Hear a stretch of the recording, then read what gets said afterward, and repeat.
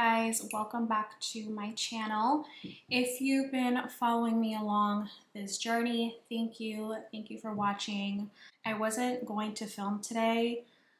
I've been in a rut, I guess. You know, like I've mentioned before, I have good days and then I have bad days.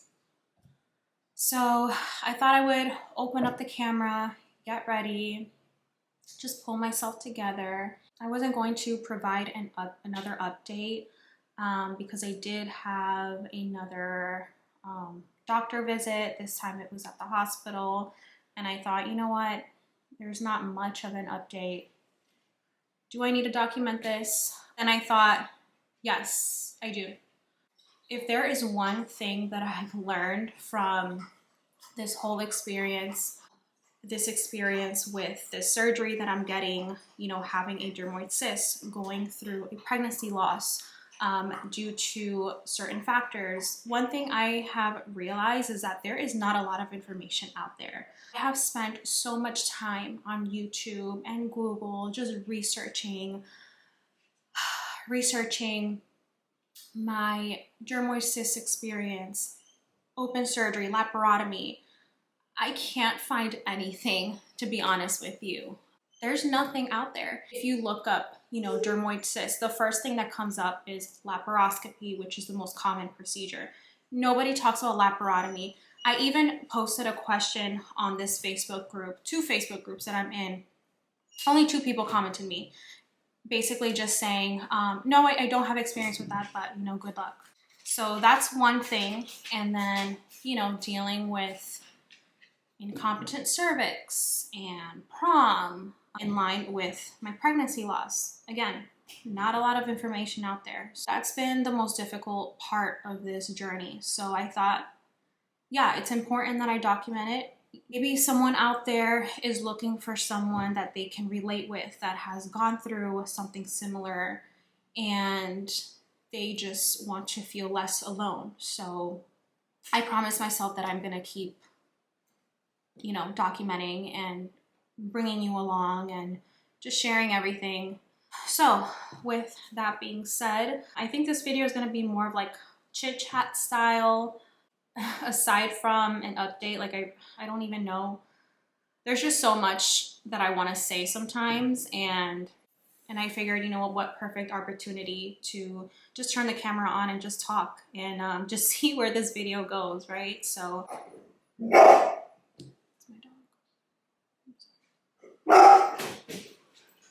who's at my door? The mailman.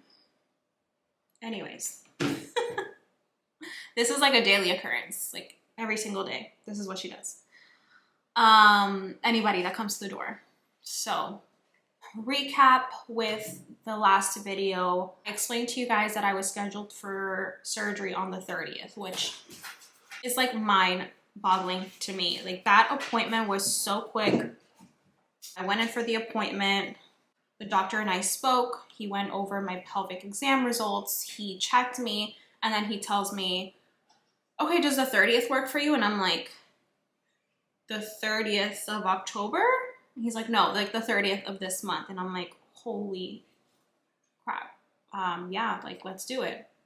So that's where we left off. He told me that the hospital would be giving me a call later that week or the following week to do my pre-admission testing. So they actually ended up calling me the very next day, and we scheduled an appointment for yesterday, which was the 20th. It was at 8:30 a.m. I didn't really know what to expect.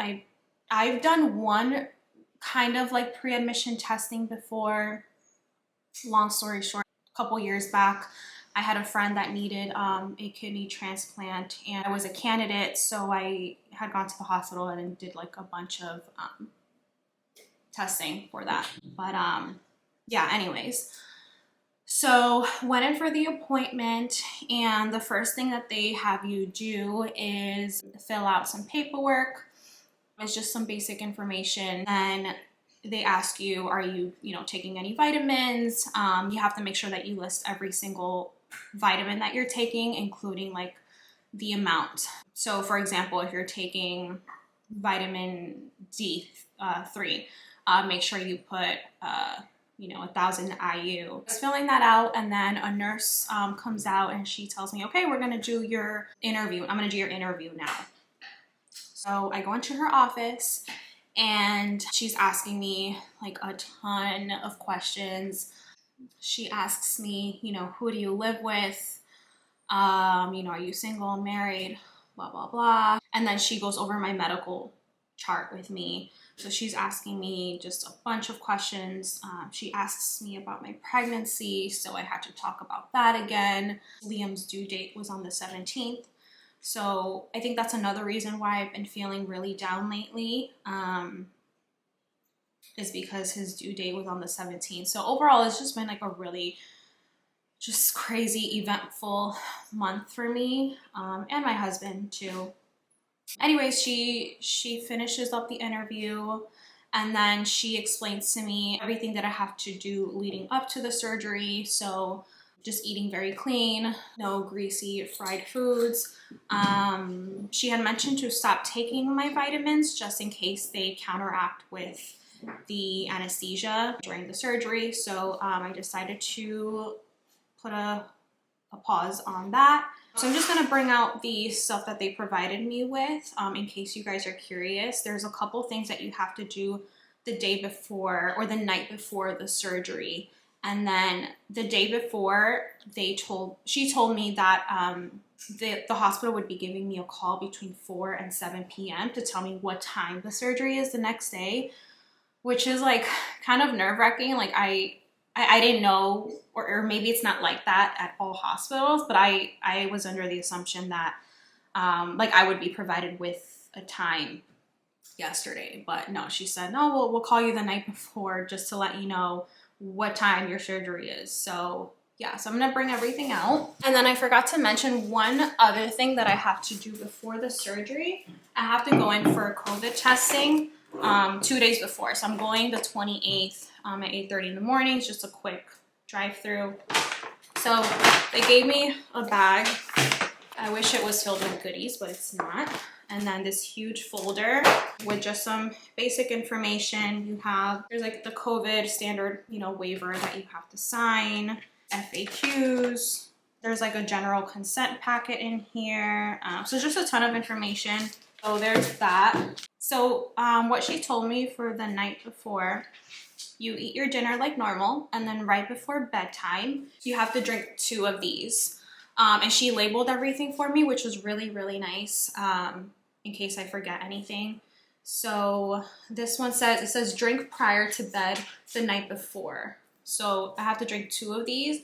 And she said the reason being is because they don't want me to be starving before the surgery or like after the surgery. They provide you with Ensures, which is like high in carbs and protein, and that's supposed to help. And it's supposed to help with recovery and stuff.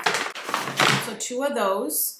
And then 2 hours before the surgery, I have to drink another one. So the day of the surgery, 2 hours before, I have to drink a whole one of these.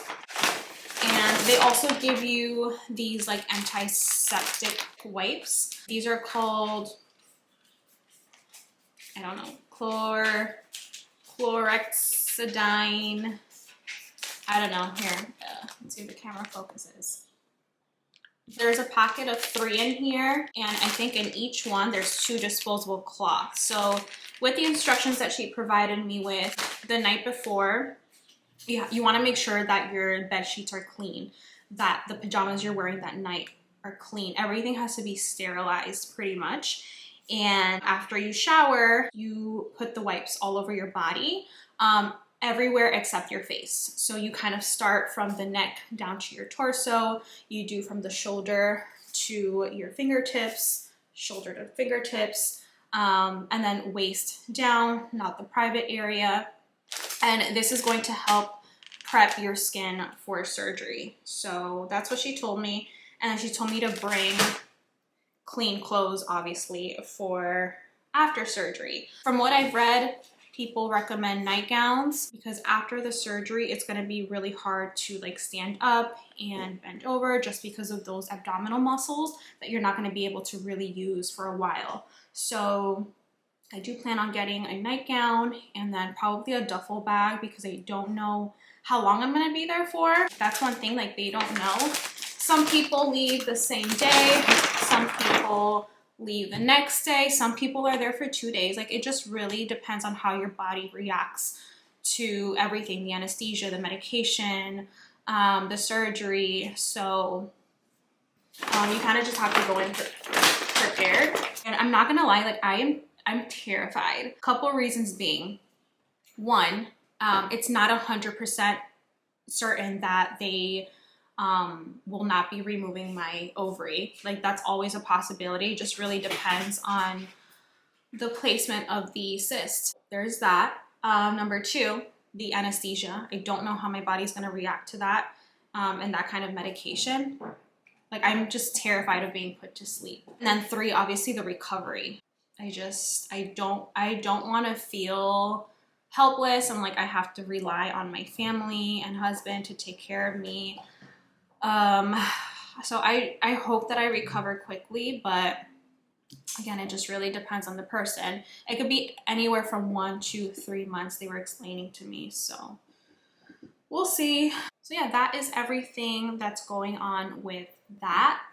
And then I just kind of just wanted to do a little chit chat just to talk about like where I'm at with my mental health and, you know, everything that's happened this year because it's crazy. It's been really hard to just like feel motivated. Like it's almost like, I don't know how to explain it. Like when you have a pregnancy loss, it sounds depressing, but it feels like you have no purpose because your life it was planned out almost, you know, you had all these plans and it was going to go a different way. And after that gets taken away from you, you're like, okay, well now what? Like now what? It's hard to find your passions again. It's hard to do the things that you used to love doing because when you were pregnant, you thought to yourself, oh, like I can't wait to do these things with my baby, you know? And now you're just like alone and just honestly the craziest feeling. And I'm so thankful for my husband. I feel so grateful for him. He's been so just supportive and he's just been incredible. He hasn't made me feel pressured to,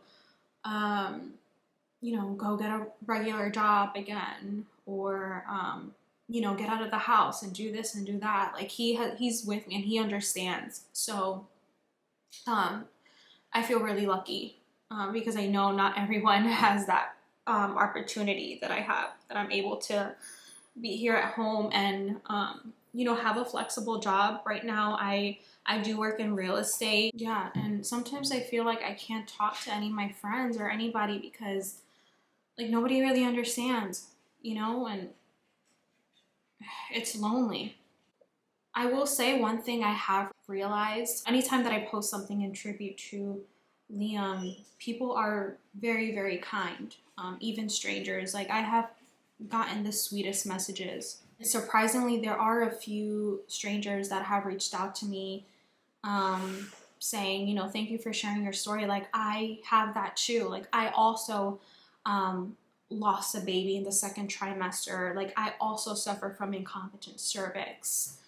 I even met someone that told me that not only did they lose their baby at 14 weeks, but their baby was due September 17th, which is so crazy. So it's been nice to kind of like have that community.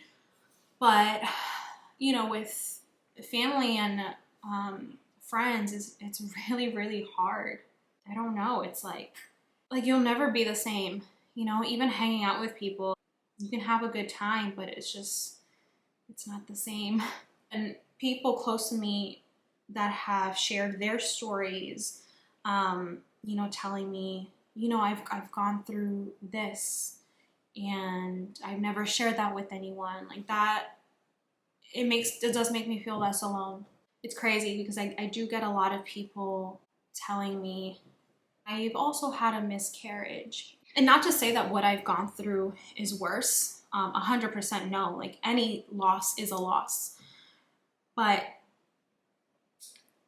it's like you want so badly for people to understand, but they don't.